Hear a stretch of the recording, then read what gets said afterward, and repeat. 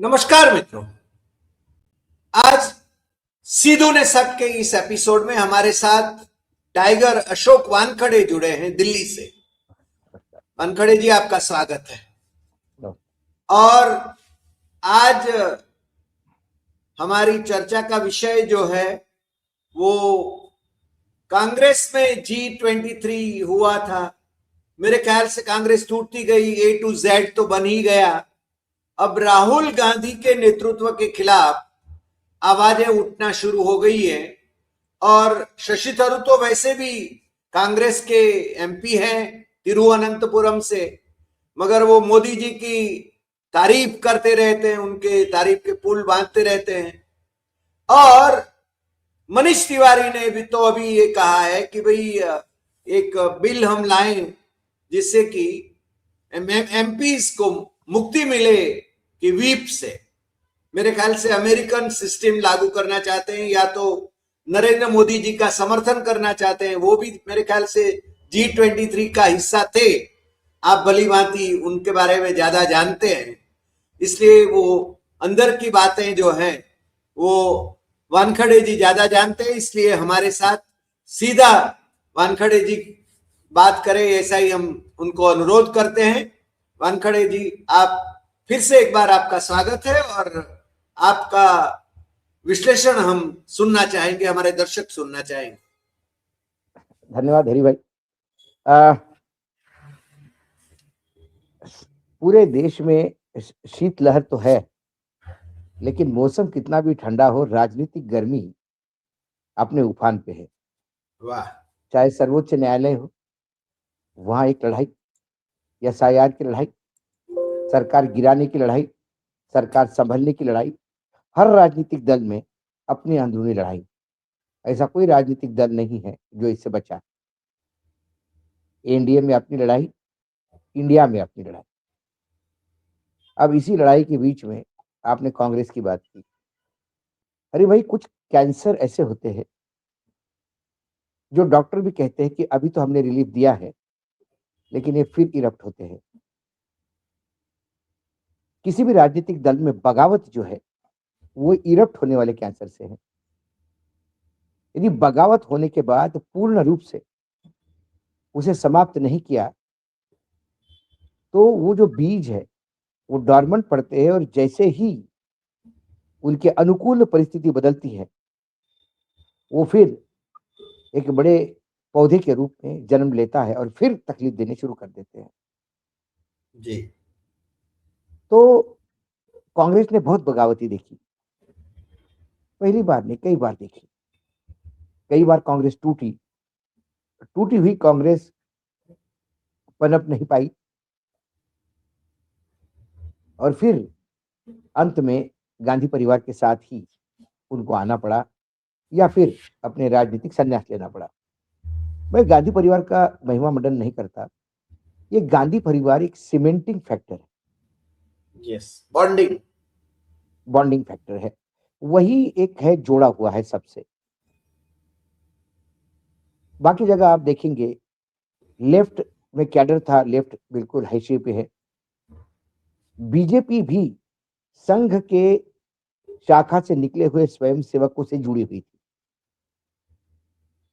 जैसे संघ से दूर होना शुरू हो गए ये लोग, वैसे वैसे बीजेपी में तानाशाही प्रवृत्ति पनपने लगी, और अब बीजेपी पूर्ण रूप से किसी एक आदमी के हाथ में है।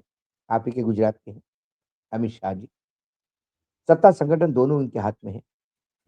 और जब ये सामंती सोच के साथ जब राजनीतिक दल बनता है तो फिर वहां से टूट के बीज बोने शुरू हो जाते हैं, और फिर टूट होती है। आज नहीं तो कल बीजेपी, कांग्रेस ऐसी ही समाप्त हुई। कोई राजनीतिक दल ने कांग्रेस को समाप्त नहीं किया, कांग्रेस ने अपने आप ही समाप्त की। संघ ने गलती की, फ्री हैंड दिया, तो आज संघ हाशिए पे है बीजेपी में। वही गलती कांग्रेस ने की कि कांग्रेस दिल्ली की सत्ता देखती रही और राज्यों में सिमटती रही। हम यूपी में नहीं है लेकिन दिल्ली में है, चलो इसी पे खुश। हम बंगाल से निकल गए, फिर भी दिल्ली में हैं, इसी में खुश। हम तमिलनाडु से पूर्ण रूप से गायब हो रहे हैं, फिर भी खुश। हम ओडिशा में थे लेकिन अब बिल्कुल नहीं है, फिर भी खुश, क्योंकि दिल्ली उनके पास है। लेकिन दिल्ली इन राज्यों के भरोसे थी, कभी दक्षिण, कभी उत्तर, कभी उत्तर, कभी दक्षिण के भरोसे कांग्रेस दिल्ली में राज करती रही। लेकिन जब उत्तर भी गया, दक्षिण भी गया, तो कांग्रेस रास्ते पे है। कांग्रेस में राजीव गांधी के जाने के बाद ही बगावत के सुर आए। इंदिरा जी के जाने के बाद ही वैसे देखा जाए तो बगावत के सुर थे, जब प्रणब दा को लग रहा था कि अब पार्टी वही संभालेंगे। लेकिन राजीव गांधी एक सिंसियर पॉलिटिशियन साबित हुए। उन्होंने पार्टी को बांधा। चाहते वो मक्कारी करते, थोड़ा बहुत इधर उधर खेल करते, राजनीति का जो कूटनीति होती वो करते, तो राजीव गांधी कभी सत्ता से बाहर नहीं जाते। 400 से ज्यादा का मैंडेट मिला, जो दुनिया आज तक देश को किसी को नहीं मिला। जवाहरलाल नेहरू को भी नहीं मिला इतना। वो मैसिव मैंडेट के साथ जब वो आए थे, तो उसके बाद चाहे वो परिवर्तन कर सकते थे, लेकिन उन्होंने हमेशा संविधान की इज्जत की और डेमोक्रेटिक वैल्यूज को माना। उनके जो लीनियंटनेस थी, उसको देखते हुए विपक्ष ने खेल खेला। राजीव गांधी की पार्टी टूटी, वीपी सिंह वगैरह सब निकले, क्षणिक सत्ता में आए, लेकिन फिर हाशिए पे चले गए। जब राजीव गांधी एक मैच्योर पॉलिटिशियन होके उभर रहे थे, तब उनकी मृत्यु हुई। उसके बाद सोनिया जी आई। सोनिया जी के और उनके बीच के पीरियड में नरसिंह राव आए। नरसिंह राव बहुत अच्छी तरह से सरकार चला रहे थे और लग रहा था कि गांधी ब्रांड से अलग कांग्रेस अब अपने आप को एस्टेब्लिश करेगी।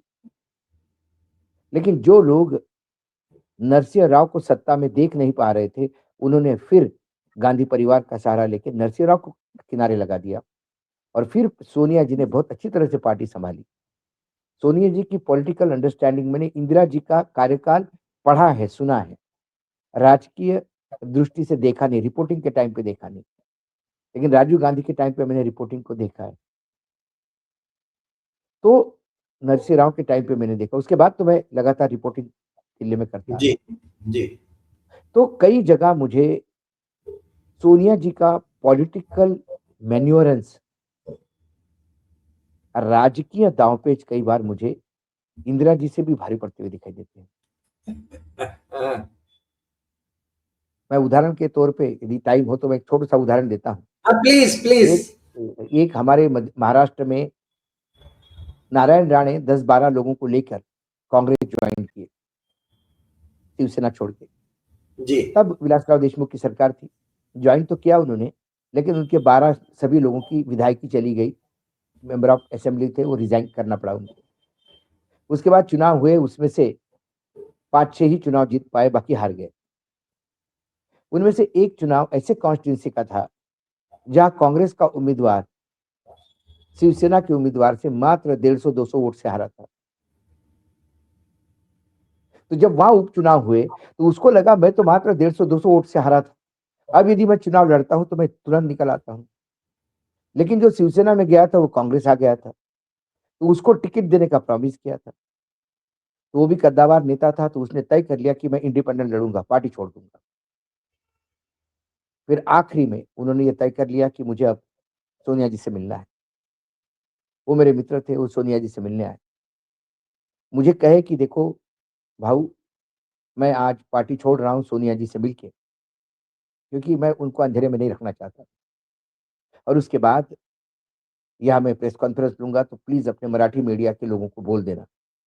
लेकिन मुझे हरी भाई पता नहीं क्या अंदर से इंट्यूशन था, मैंने किसी को बोला नहीं।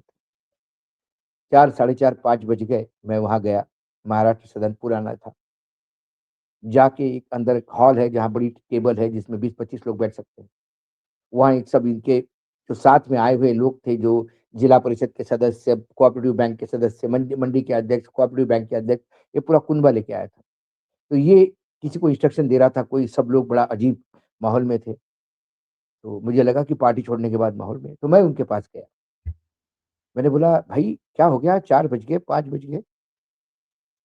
पत्रकार भी पूछने लगे क्या हो गया, तुम तो कुछ बोल ही नहीं रहे हो। बोला नहीं नहीं, कोई हाँ। प्रेस कॉन्फ्रेंस नहीं, कोई प्रेस कॉन्फ्रेंस नहीं। और फिर मैंने बोला क्या हुआ, फिर तुमने क्या हम्म। डिसाइड? तो हरी भाई आप मानोगे नहीं, वो उठ के खड़े हो गए, उन्होंने मेरे को कस के पकड़ा और फुट फुट के रोने लगे। बोले बहुत नालायक है हम, हमारे जैसे नालायक लोग होने नहीं चाहिए। मैंने बोला क्या हुआ? वो बोलते बोलते फिर रो देता था, फिर उनको बिठाया। मैंने उनके मित्र को पूछा क्या हुआ? बोला हम सोनिया जी के यहाँ गए, लॉन में सबको बिठाया गया, सोनिया जी आई, सबने नमस्ते किया, हमने स्वागत किया सोनिया जी को, शॉल और बुके दे। सोनिया जी ने कहा बोले बैठो। बोला बोले मैं कौन हूँ? हमने बोला बोले हाईकमान है आप। बोला बोले क्या होता है हाईकमान? आप पार्टी के अध्यक्ष है। बोला बोले कहाँ है पार्टी, कौन सी पार्टी? हमने कहा बोले कांग्रेस पार्टी। बोला बोले कांग्रेस पार्टी कौन है, कोई व्यक्ति है? आप कांग्रेस हो, आप कांग्रेस हो, मैं अध्यक्ष हूँ, मेरा होना आपकी वजह से है। हम्म। आइए, उस हारे हुए विधायक को बिठाया, अपने पास बिठाया। बोला मैं जानता हूं तुम्हारे साथ जाती हुई है, लेकिन तुमको ही मिलना चाहिए, क्योंकि 150-200 वोटों की कोई हार नहीं होती। लेकिन आपके पार्टी के अध्यक्ष ने किसी को प्रॉमिस किया है जब उनने पार्टी ज्वाइन की, कि आपके उम्मीदवारों को हम इस्तीफा देने के बाद फिर वहीं से लड़वाएंगे। तो बोले देखो आप मेरे बेटे समान हो, एक माँ का आशीर्वाद हमेशा तुम्हारे साथ रहेगा, और मैं प्रार्थना करूंगी ऊपर वाले से कि तुम्हें ही जीत मिले, तुम इंडिपेंडेंट लड़ लो। एक माँ का आशीर्वाद इस बेटे के साथ रहेगा, लेकिन अध्यक्ष का साथ उसी को देना पड़ेगा, क्योंकि पार्टी के अध्यक्ष ने वादा किया है, हम वादा खिलाफी नहीं कर सकते। वाह। लेकिन तुम लड़ो, मैं तुमको रोकूंगी नहीं, मुझे हम्म। अच्छा लगेगा तुम जीत के आओगे तो दुगनी खुशी होगी। ये सज्जन उठ के खड़े हो गए, पैर पकड़ लिए उन्हें। सोनिया जी बोले क्या कर रहे हो? बोले नहीं, आप माँ है हमारी, आपने आज बता दिया हमको, अब हम आपके पैरों की कसम खा के कहते हैं, बिल्कुल फिल्मी अंदाज में, कि जिसको पार्टी ने टिकट दिया उसको इतने बड़े मार्जिन से हम जितवा के लाएंगे कि उस चुनाव में सबसे ज्यादा मार्जिन उसका होगा। वाह। वाह। खूब मेहनत की उसने, चुनाव के नतीजे आए। महाराष्ट्र में 2 जगह विधानसभा लगती है, मुंबई में, और एक सेशन नागपुर में होता है। अभी बराबर। मंडे से नागपुर सेशन शुरू है, विंटर सेशन। नागपुर में सेशन था, नतीजे आ गए। नारायण राणे इन सभी को जीते हुए 5-6 को लेके विलासराव के चेंबर में गए।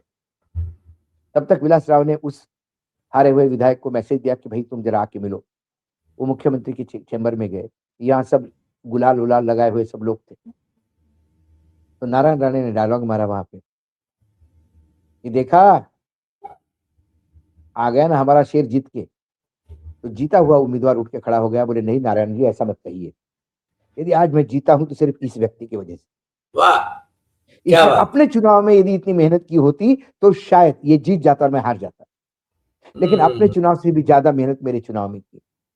तो फिर वाह। विलासराव ने कहा कि नारायण राव आप बैठ जाइए, अभी आप शिवसेना से अभी भी आए हैं कांग्रेस में, अभी कांग्रेस को समझने में आपको बहुत टाइम लगेगा, हाँ।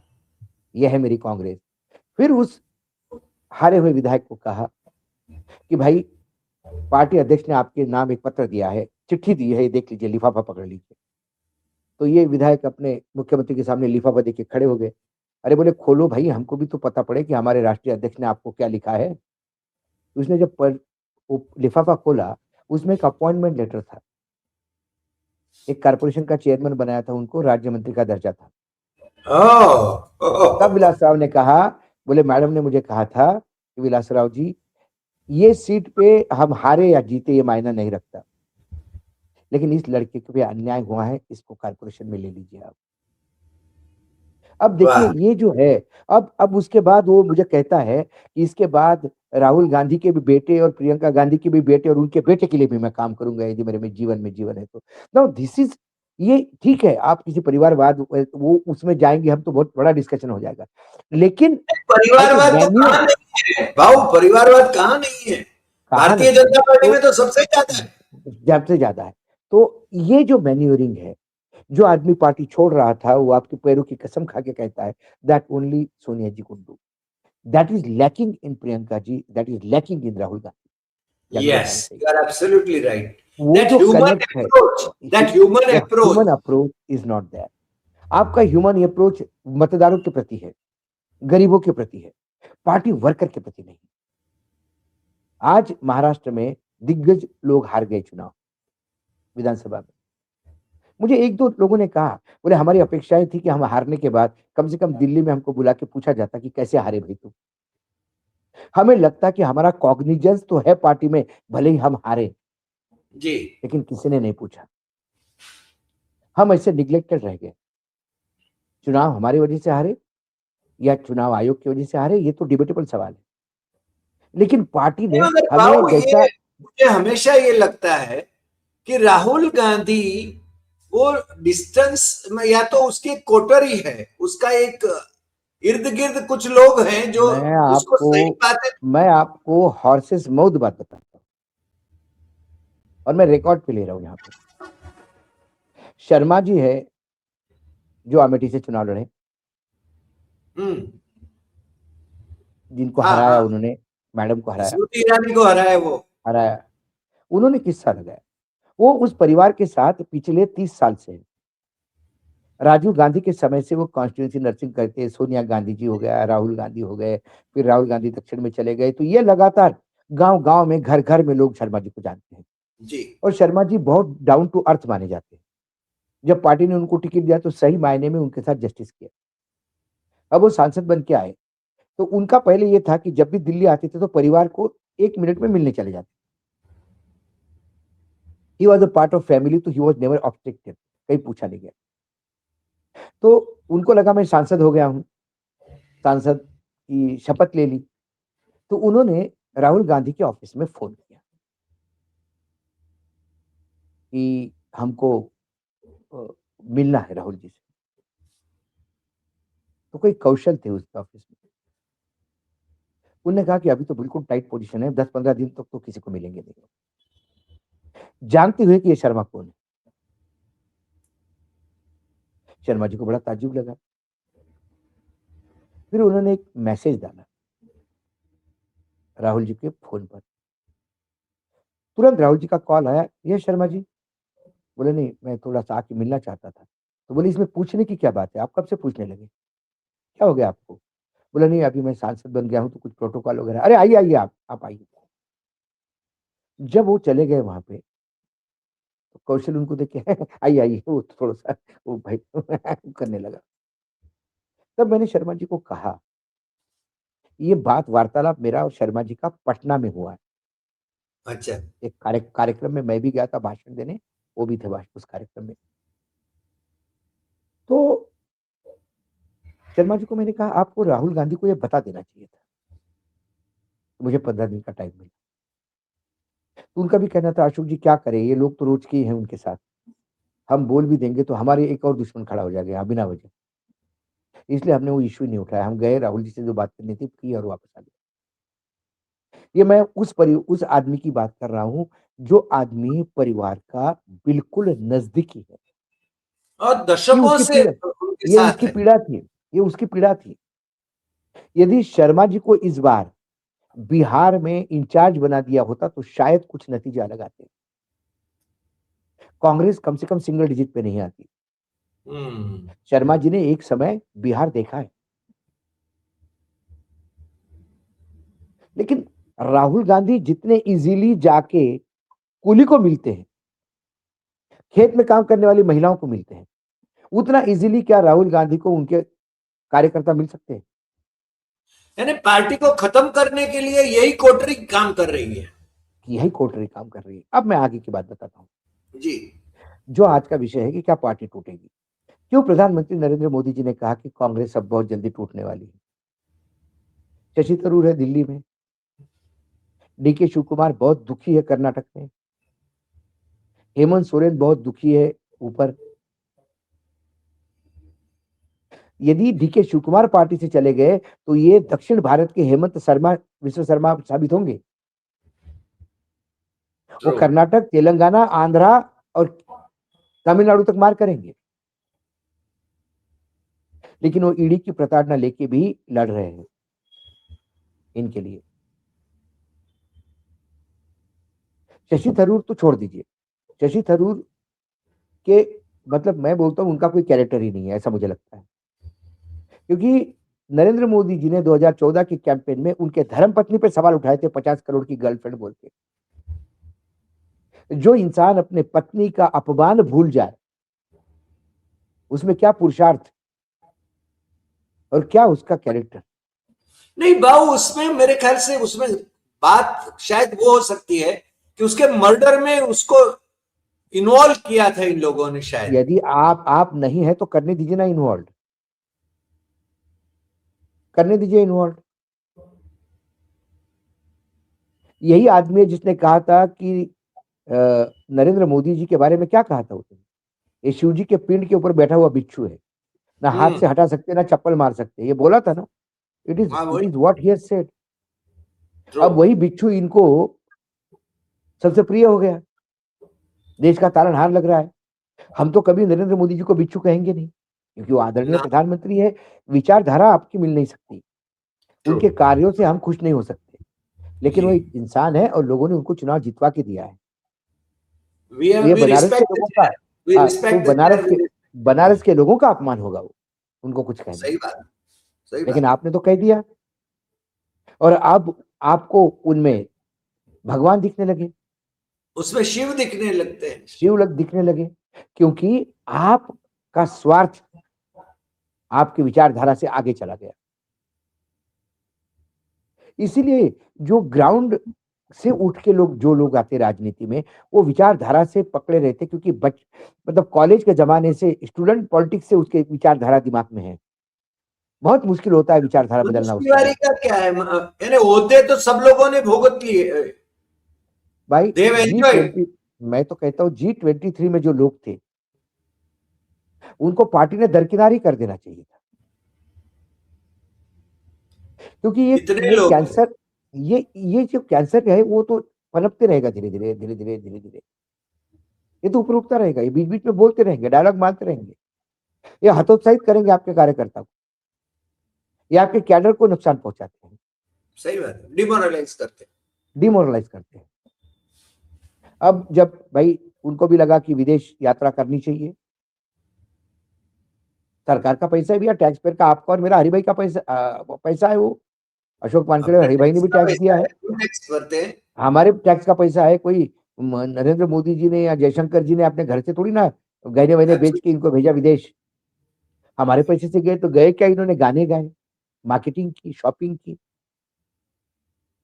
ये डांसिंग किया, इक्यावन गाना इक्यावन गाया। लोग 35 कंट्री में गए थे, एक भी कंट्री से पाकिस्तान को आतंकी देश कहलवा नहीं पाए। सही बात। और मोदी जी को मालूम है इनकी स्थिति, इनकी औकात, इनको एक बार विदेश यात्रा का फीका भेज दो तो उसी में खुश हो जाते हैं। एक आदमी का सब्सटेंस होता है। शशि थरूर को बुलाया डिनर पे, बिल्कुल उन्होंने एक पत्र जारी कर देना चाहिए था, open letter to the prime minister कि thanks for your invitation sir, I am highly honoured and obliged, however I feel it is an insult to the Indian democracy if the LOP is not invited. Yes. उसके बाद लगता कि कम से कम तुम्हें party छोड़ो, इस देश के डेमोक्रेसी में तो इंटरेस्ट है।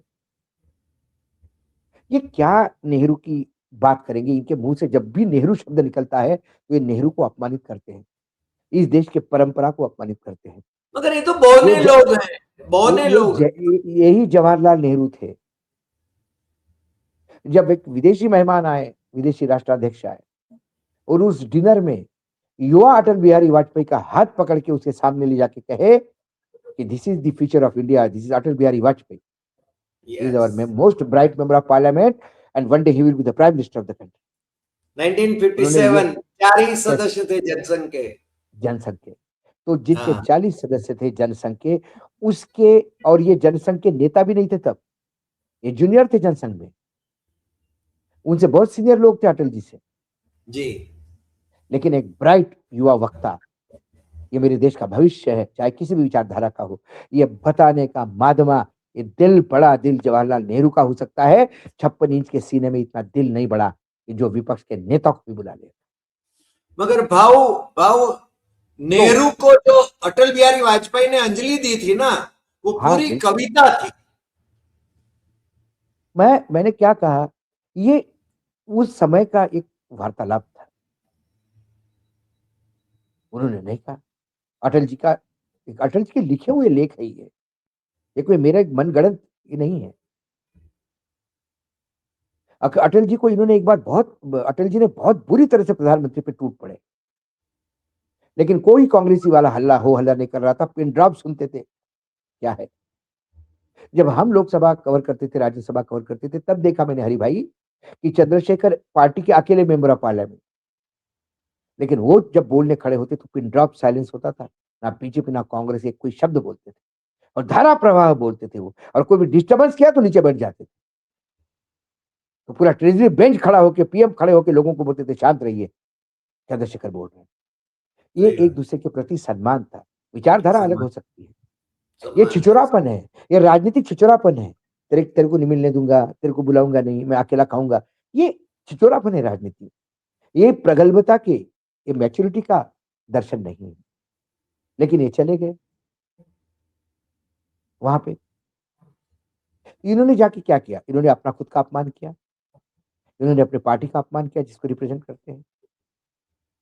तो शशि थरूर तो चलो गॉन केस है, चाहे उनका मर्डर केस चल रहा हो उस वजह से जो कुछ भी कारण हो सकता है, लेकिन now he is gone case. अब मनीष तिवारी को क्या नहीं दिया पार्टी ने, हाँ, मंत्री पद दिया, सब कुछ दिया। अब वो बोलते हैं कि लोग लाइन में लग के वोट देते हैं, हमको चुनाव जीत के भेजते हैं, तो हमें इंडिपेंडेंस होना चाहिए। अरे भैया, आप जरा इंडिपेंडेंट लड़के देखिए कितने वोट लेते हैं, जरा बताइए। सही बात है। पार्टी का वोट लोगे, लाइन में लग के लोग पार्टी के लिए वोट देते हैं। आपका वोट कितना, हमने बहुत बड़े बड़े लोग देखे। उमा भारती को ऐसा ही गुमान हो गया था कि हम ही पार्टी है। उमा भारती ने अरे अपनी पार्टी लॉन्च कर दी थी। नवल टाटा हार गए थे, एस के पाटिल हार गए थे। मुंबई का बादशाह जिसको बोला जाता था, सका पाटिल, हाँ, निपट गए। क्या हुआ अर्जुन तिवारी कांग्रेस का, निपट गए। क्या हो गया केशु भाई की पार्टी का, मैं सभी तुम से बोलता हूं, सही सही बात, सही बात। निपट गए। क्या हुआ वाघेला जी का। ये कहावत बड़ी गंदी है, लेकिन मैं फिर से एक बार दर्शकों को कहता हूं कि मुझे किसी नेता को कहने वाला नहीं, कि सिर्फ उदाहरण है, इस पे आप किसी नेता को कान मत लीजिएगा। एक बैलगाड़ी के नीचे एक कुत्ता चलता है, और बैलगाड़ी की छांव कुत्ते को लगती है। उसको गुमान हो जाता है कि मैं ही बैलगाड़ी चला रहा हूं, फिर वो नीचे बैठ जाता है। बैलगाड़ी तो चली जाती है, जब उसको धूप लगने लगती तब उसको समझ में आता है। हम पत्रकार भी, हम एक जिस संगठन से जुड़े होते हैं उसका एक आभा होती है। कल मैं सोचू कि मैं अपने आप में बहुत बड़ा हूं, तो मेरे में और बैलगाड़ी के नीचे चलने वाले कुत्ते में कोई फर्क नहीं है। तो सही। ये चीज इनको कब प्राइवेट मेंबरशिप, ये बोलता है हमको हर अधिकार है। भैया पार्टी की विचारधारा के साथ जुड़े हो तभी आपने, पार्टी ने बी फॉर्म दिया आपको, पार्टी का वोट गया है आपको, पार्टी का अधिकार है आप पे। ये व्हीप इसीलिए था, आप तो रोज थैला खोल के बैठ जाओगे, जब भी कोई बिल आएगा आवाज लग जाएगी, 2 लाख 2 लाख 2 लाख 2 लाख 2 लाख 2 लाख 2.5 लाख 2.5 लाख 3 लाख 3 लाख 4 लाख 4 लाख, बिना बोली लगाए ही लोग बिक जाते हैं। वो तो बोली लग जाएगी फिर। आप कहते हैं कि भाई बाकी जगह पे है, तो वहां पॉलिटिकल मैच्योरिटी है, अमेरिका की बात अलग है। आपकी पॉलिटिकल मैच्योरिटी है वहां पे। अमेरिका का राष्ट्रपति बोलने लगता है, जब झूठ बोलने लगता है तो सारे चैनल उसका भाषण बंद कर देते हैं, और वहां के चैनल से कहते हैं कि हमारा दायित्व हमारे दर्शकों के प्रति है कि हम झूठ नहीं परोस सकते। लेकिन हमारे चैनल सिर्फ झूठ ही परोसते हैं, उनका दायित्व तो दर्शकों के प्रति नहीं, नेताओं के प्रति होता है। तो आप देखिए सबसे बड़ी इकोनॉमी बोलने से नहीं हो, सबसे बड़ी प्रजातंत्र होते से बोल नहीं सकते, सबसे पुराना प्रजातंत्र होके बोल नहीं सकते।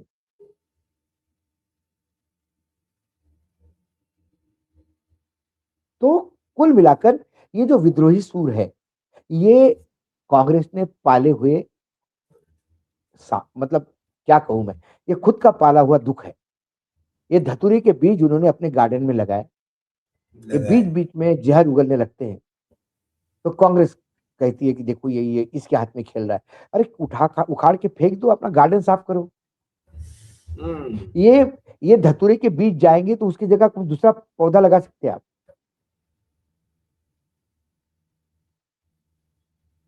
लेकिन कई बार मुझे कांग्रेस के गार्डन में पौधे ढूंढने पड़ते हैं, सारा ही धतूरा दिखता है ऊपर से नीचे तक। सही बात है। क्या हाल है। और ये उनकी समझ में आना चाहिए। और राहुल गांधी नाम की एक बेल बीच में फूल रही है और वो कहती है कि मेरी ग्रोथ क्यों नहीं हो रही, मेरी ग्रोथ क्यों नहीं हो रही है। भैया पहले धतूरे साफ कर। ये जो आपके घर में बैठे हैं, आपके चारों तरफ बैठे हैं, ये स्लीपर वो, सेल है पार्टी में, बीजेपी। हाँ, घोड़े घोड़े की बात करते हैं ना, लंगड़े घोड़े, रेस के घोड़े, लग्न के घोड़े। अरे तो आपने तो खच्चर पाले हैं, घोड़े की तो बात ही छोड़ो। क्या खच्चर नहीं है ये। Yes, of course. आलू वगैरह ने क्या किया है वहां जाके, गुजरात में जो किया उससे वर्स्ट वहां किया। आप बताइए ना, आप हर चीज चुनाव आयोग पे नहीं तोड़ सकते। सही बात। महाराष्ट्र में 280 सीटें थी विधानसभा की, खेल 100 सीटों पे हुआ, एसआईआर का और बाकी चीजों का 100 सीटों पे। बाकी 188 सीटों में से क्या हुआ, 42 टोटल कांग्रेस एनसीपी से ना, क्योंकि तीनों पार्टी ने टिकट बेचे। मेरे पास बेचने वाला और खरीदने वाला दोनों का नाम है, और ये मैंने तीनों पार्टी के नेताओं को बताया मुंह पे। आप ये मत कहो कि वो दो बेचते हमने, अरे आप भी बेचते हो। ये देखिए ये नाम किसने लिए, किसने दिए। चुप हो गए। नहीं, गुजरात में भी वही खेल हो रहा है सर। गुजरात में भी वही, आपके यहाँ जितने जिलाध्यक्ष नियुक्त हुए हैं, देखिए उनका प्रोफाइल देखिए क्या है।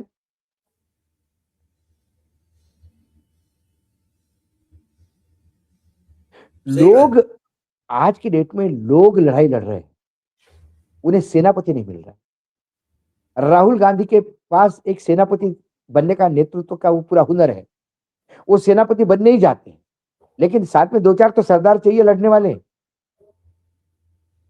राजीव गांधी आगे बढ़ो, पीछे मुड़ के देखा तो कोई नहीं। हाँ। राजीव गांधी संघर्ष करो, मुझे याद है जब राजीव गांधी चुनाव हार गए थे और यही कॉन्स्टिट्यूशन क्लब में सम्मेलन हुआ था, हारे हुए और जीते हुए तमाम सांसद और सब लोग आ गए थे, हम कवर करने गए वहां पे, कॉन्स्टिट्यूशन क्लब यही रफी मार्ग पे दिल्ली। तो वहां नारे लग रहे थे कि राजीव गांधी संघर्ष करो, हम तुम्हारे साथ है, राजीव गांधी संघर्ष करो। तो राजीव गांधी इरिटेट होके माइक पे आए, बोला मैं चुनाव जीत गया हूं, मुझे संघर्ष की जरूरत नहीं है, आप लोग हार गए हो, आपको संघर्ष की जरूरत है, मैं तुम्हारे साथ हूं, नारा मत लगाओ।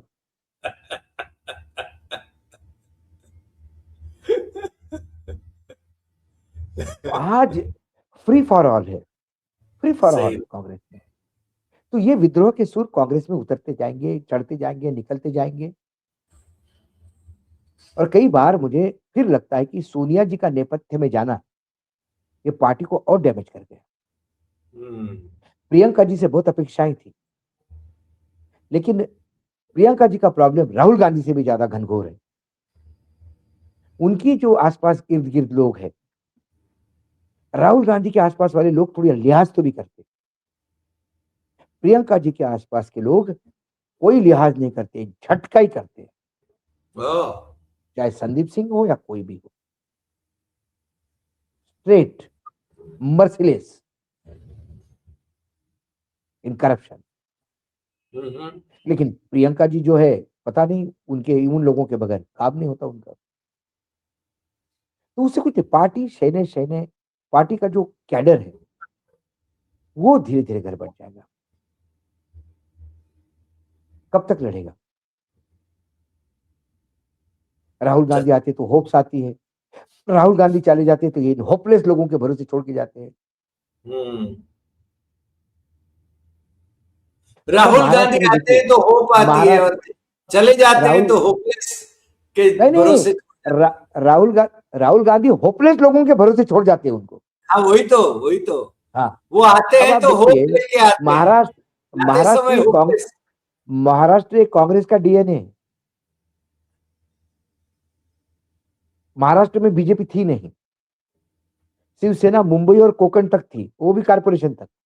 जी, शिवसेना ने बीजेपी को उंगली पकड़ के साथ लाया राइट और राइट। कांग्रेस ने बीजेपी को पूरा फैलाने में पूरी मदद की।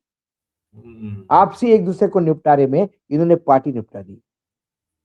अब जिस कांग्रेस का डीएनए, जिस राज्य का डीएनए कांग्रेस का हो, वहां दुर्भाग्य देखिए, पार्टी का अध्यक्ष था नाना पटोले जो बीजेपी से आया, और लीडर ऑफ अपोजिशन था तो विजय वडेट्टीवार जो शिवसेना से आया। क्या कांग्रेस में नेतृत्व नहीं था? क्या कांग्रेस में लॉयलिस्ट कांग्रेसी नहीं थे? लेकिन जो दिल्ली में बैठे हुए आका है, उनको कांग्रेस महाराष्ट्र में तरक्की करे ये चाहिए ही नहीं, क्योंकि वो बीजेपी के पेरोल पे है। तो इसीलिए जानबूझ के कांग्रेसियों का अपमान करने के लिए ये ऊपर से लाए हुए लोग थोप देते हैं, और इससे कांग्रेस कैडर घर बैठ जाता है। और पार्टी का हश्र देखिए आप, जितने सांसद उतने विधायक। सही बात, सही बात। तो कुल मिलाकर जब हम देखते हैं तो ये विद्रोह के सूर, इसको राहुल गांधी जी को ही, मैं प्रियंका गांधी को भी नहीं कहता, राहुल गांधी को ही इसका निपटारा करना होगा। और मात्र चुनाव आयोग पे ठिकरा फोड़ के नहीं चलना, थोड़ा अपने गरेबा में भी झांक के देखो। सही बात, आपने अपने ठीक गरेबा ही में कहा बाबू, आपने ठीक ही कहा। अपने गिरबान में झांकना चाहिए और उसका इलाज करना चाहिए। इलाज नहीं करते हैं तो फिर केवल इलेक्शन कमीशन को दोष देने से कोई नहीं होगा, मतलब ही नहीं है। आज आप हमारे साथ जुड़े और ढेर सारी बातें हुई, मेरे ख्याल से अच्छा डिसेक्शन हुआ, यानी कांग्रेस की डिफीट का। और मेरे ख्याल से कांग्रेस इसमें से कुछ पाठ लेवे, बोध पाठ लेवे तो ही बात बन पाए। आशा करते हैं कि मजबूत विपक्ष की तो हम आशा करते ही हैं। करते हैं। आज इतना ही, फिर मिलते हैं। कांग्रेस से मेरा और हरि भाई का कांग्रेस से प्रेम नहीं। कोई संबंध नहीं। इस देश में लोकतंत्र जिंदा रखने के लिए एक मजबूत विपक्ष होना चाहिए, क्योंकि हम इस प्रजातंत्र के रथ के पक्ष और विपक्ष को दो पहिए के रूप में देखते हैं। यस, यदि एक ही पहिए पे प्रजातंत्र चलेगा तो वो सर्कस की साइकिल हो जाएगी और तानाशाही है, और तानाशाही। तानाशाही। आज आप हमारे साथ जुड़े और ये बातें करी, मेरे ख्याल से हमारे दर्शकों के लिए भी ये बहुत उपयोगी साबित होगा, उनको जागरूक करेगा। और फिर मिलेंगे नए एपिसोड में नए विषय के साथ। नमस्कार।